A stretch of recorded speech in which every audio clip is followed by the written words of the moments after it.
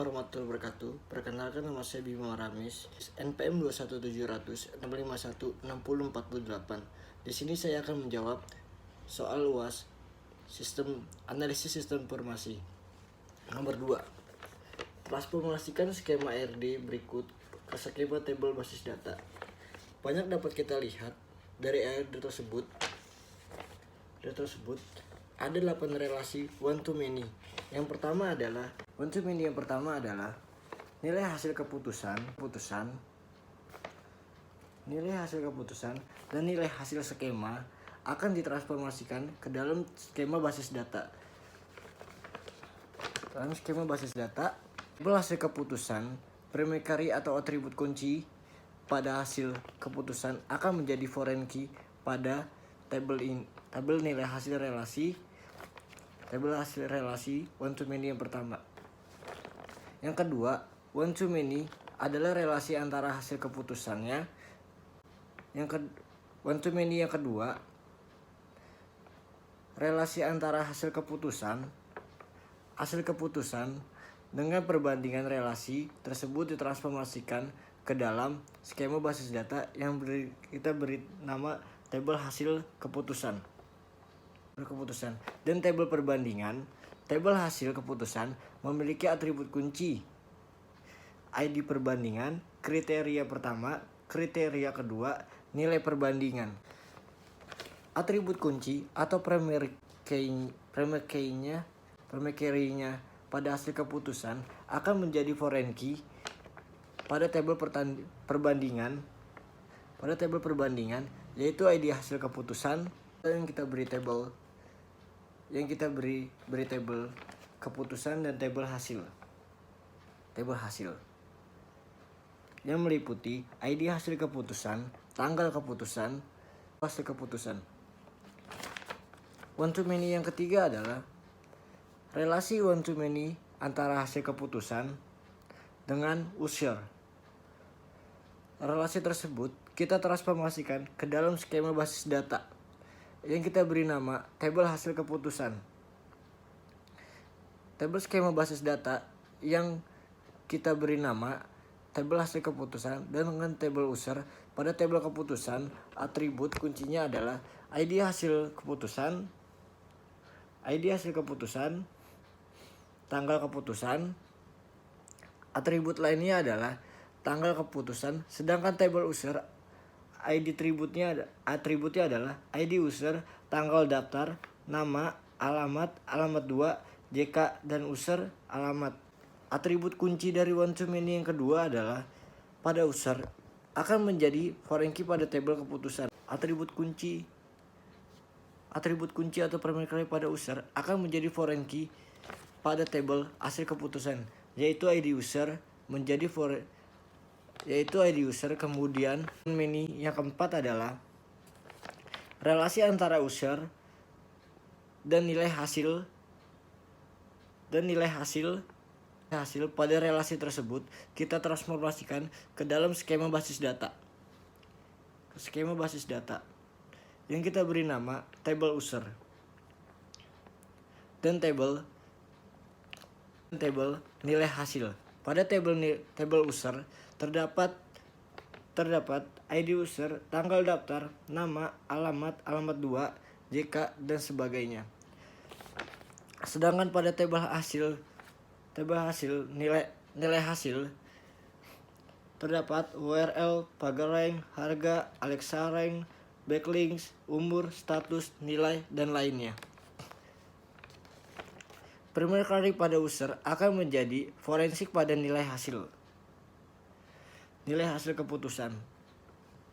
One to many yang kelima adalah relasi antara user dengan perbandingan. Relasi tersebut kita transformasikan ke dalam skema basis data yang kita beri nama tabel user dan tabel perbandingan. Pada tabel user terdapat primary key-nya adalah tanggal daftar, nama, alamat 2, JK atau ID user, dan lainnya. Sedangkan tabel perbandingan, primary key-nya adalah ID perbandingan, kriteria pertama, kriteria kedua, nilai perbandingan, dan seterusnya. Relasi tersebut diakumulasikan ke dalam skema basis data. Relasi one to many yang keenam adalah relasi user dan data alternatif. Relasi tersebut kita transformasikan ke dalam skema basis data. Alternatif pada tabel tersebut ke dalam skema basis data alternatif. Pada tabel dengan tabel data alternatif, pada tabel user terdapat primary key-nya adalah ID user, tanggal daftar, nama, alamat 2, JK dan sebagainya. Sedangkan dengan tabel perbandingan ada primary key-nya ada ID perbandingan, kriteria pertama, kriteria kedua, nilai perbandingan. Sedangkan pada tabel alternatif yang menjadi primary key-nya adalah ID data alternatif. Relasi one to many yang keenam adalah relasi antara user dan data alternatif. Dari data alternatif, relasi tersebut kita transformasikan ke dalam skema basis data. Alternatif pada tabel dengan tabel data alternatif. Pada tabel user terdapat primary key-nya adalah ID user, tanggal daftar, nama, alamat 2, JK dan sebagainya. Dan sedangkan pada tabel data alternatif, primary key-nya ada data alternatif, URL, pagerank, alex rank, backlinks, umur, status, dan lainnya. Sedangkan pada tabel data alternatif yang menjadi power key-nya adalah ID data alternatif. Sedangkan lainnya menjadi atribut lainnya. Primary key-nya pada user akan menjadi foreign key pada data alternatif, yaitu data alternatif, ID data alternatif, URL, pagerank, alex rank, backlinks, umur, status, dan lainnya. Relasi one to many yang ketujuh adalah relasi antara user dan domain default. Relasi tersebut masih kita transformasikan ke skema basis data. Tabel user dan domain default. Pada domain default berkedudukan sebagai hasil atribut kunci. Primary key pada tabel user akan menjadi foreign key pada domain default. Yang relasi one to many yang ke-8 antara data alternatif dengan data domain default. Pada data alternatif terdapat primary key yaitu ID alternatif, ID data alternatif, URL, pagerank, alex rank, backlinks, umur, status, dan lainnya. Sedangkan pada status primary key pada domain default akan menjadi foreign key pada data alternatif, yaitu semua akan menjadi one to many yang ke-8 dari data alternatif dan domain default. Yang ke-1 adalah dari struktural diagram, kelas diagram. Kelas diagram adalah sebuah diagram yang menjelaskan hubungan antar kelas dalam sebuah sistem yang sedang dibuat dan menjelaskan bagaimana caranya agar mereka saling berkolaborasi. Yang kedua adalah objek diagram, masih dalam struktural diagram. Gambaran tentang objek-objek dalam sebuah sistem pada satu titik waktu, karena lebih menonjolkan perintah-perintah daripada kelas. Objek diagram sering disebut sebuah diagram perintah. Yang ketiga ada komponen diagram. Masih juga di struktural diagram. Diagram yang menampilkan komponen dalam sistem dan hubungan antara mereka.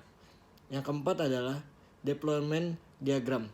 Diagram yang menunjukkan kata tata letak sebuah sistem secara fisik. menampakkan bagian-bagian software yang berjalan pada bagian-bagian hardware-nya untuk mengimplementasikan sistem dan keterhubungan antara komponen-komponen hardware dengan komputernya. Sedangkan behavioral diagram adalah yang ke-1, activity diagram. Diagram yang menggambarkan jalur alur kerja dari berbagai aktivitas, user atau sistem. Orang yang melakukan aktivitas dan aliran berurutan dari aktivitas ini. Yang kedua ada use case diagram. Diagram yang menunjukkan peran user dan bagaimana peran tersebut kita menggunakan sistem. Use case diagram juga dapat digunakan untuk mempresentasikan interaksi user dengan sistem dan menggambarkan spesifikasi kasus penggunaan. Yang ketiga ada system sequence diagram. Diagram yang menggambarkan interaksi user dengan sistem secara sekuensial atau berurutan. Yang keempat ada collaboration diagram. Diagram yang merupakan bentuk lain dari sequence diagram. Diagram ini menggambarkan struktur organisasi dari sistem dengan pesan yang diterima dan dikirim dengan komputer. Yang keenam ada state chart diagram. Diagram yang menggambarkan bagaimana sistem dapat bereaksi terhadap suatu kejadian dari dalam maupun luar. Kejadian atau event ini bertanggung jawab terhadap perubahan keadaan sistem. Saya Bima Ramis mengucapkan terima kasih. Apabila ada salah kata, mohon dimaafkan. Terima kasih.